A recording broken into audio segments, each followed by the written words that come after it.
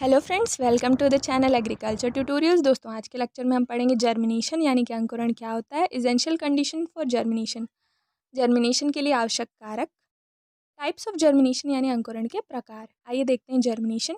Germination means the capacity of the seed to give rise to a normal sprout within a definite period fixed for each crop under optimum field condition.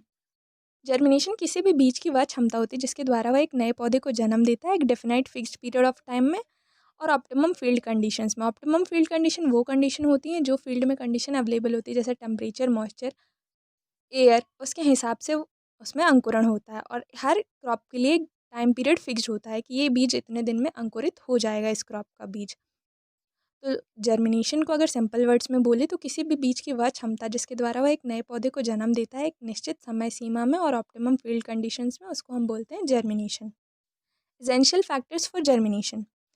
Germination के लिए कुछ important factors जरूरी होते हैं, जैसा कि capacity of the seeds to germinate, बीज में अंकुरण क्षमता होनी चाहिए, बीज सुप्तावस्था में नहीं होना चाहिए। दूसरा, मॉइस्चर, पर्याप्त मात्रा में नमी होना चाहिए बीज के अंकुरण के लिए।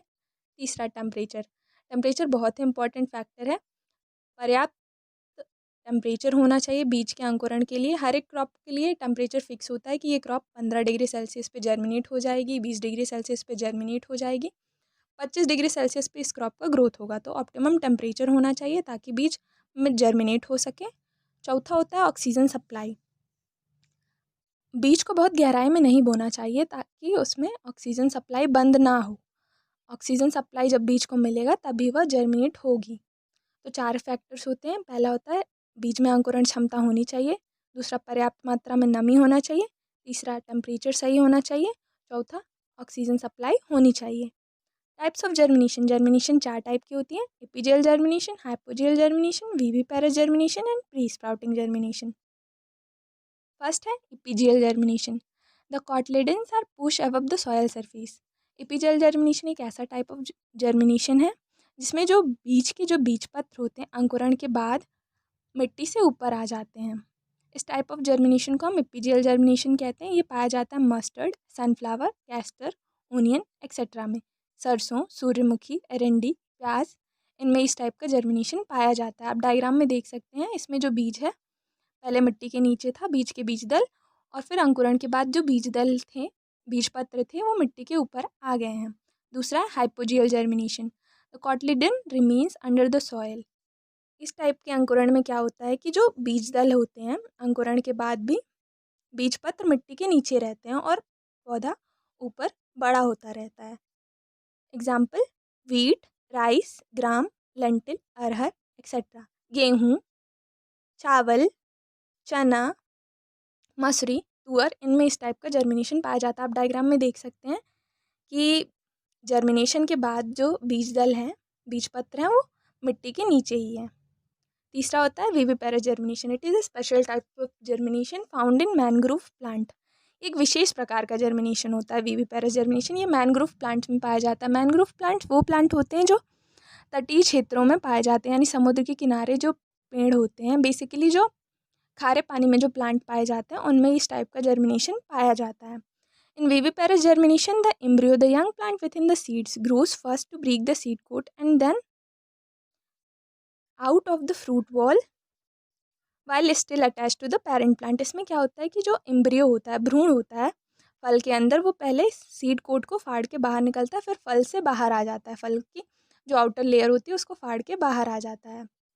मतलब पेड़ पे लगे लगे ये फल में एक नया पौधा उग जाता है। इस टाइप की जर्मिनेशन को हम विविपेरस जर्मिनेशन कहते हैं। ये राइजोफोरा स्पीसीज में पाया जाता है। डायग्राम में आप देख सकते हैं कि इसमें जो फल है वो पेड़ पे लगा हुआ है और पेड़ पे लगे लगे हुए फल में एक नया पौधा उग आया है।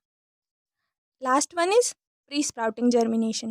Pre-sprouting germination means sprouting of the seed in absence of soil and then transplanting leaves live seed with a bit of root to the soil, compost और vermiculite. Pre-sprouting होता है पूर्व अंकुरण। कुछ फसल के बीजों को हम पहले से अंकुरित करके फिर उसको बोते हैं जब उनमें कुछ रूट्स आ जाती हैं, मिट्टी में, गोबर में उनको बो देते हैं।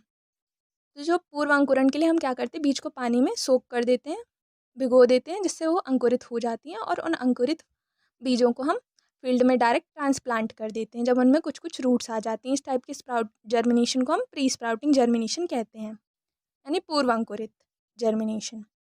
To most common method of pre sprouting germination are moist paper towel method and gel method. 2 common method होते हैं प्री स्प्राउटिंग जर्मिनेशन के लिए, मॉइस्ट पेपर टॉवल मेथड और gel method. Moist paper towel method सबसे ज़्यादा use किया जाता है।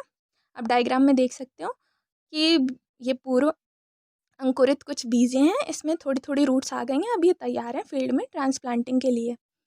होप्स आपको टाइप ऑफ जर्मिनेशन समझ आया हो। अगले लेक्चर में मैं आपको कुछ ट्रिक्स बताऊंगी कि आप कैसे याद कर सकते हो कि किस क्रॉप में इपीजियल जर्मिनेशन पाया जाएगा और किस में हाइपोजियल जर्मिनेशन पाया जाएगा। तब तक के लिए गुड बाय। चैनल को सब्सक्राइब करना मत भूलिएगा और साथ ही बेल आइकन को दबा दीजिएगा ताकि हर वीडियो की नोटिफिकेशन आपको मिले सबसे पहले।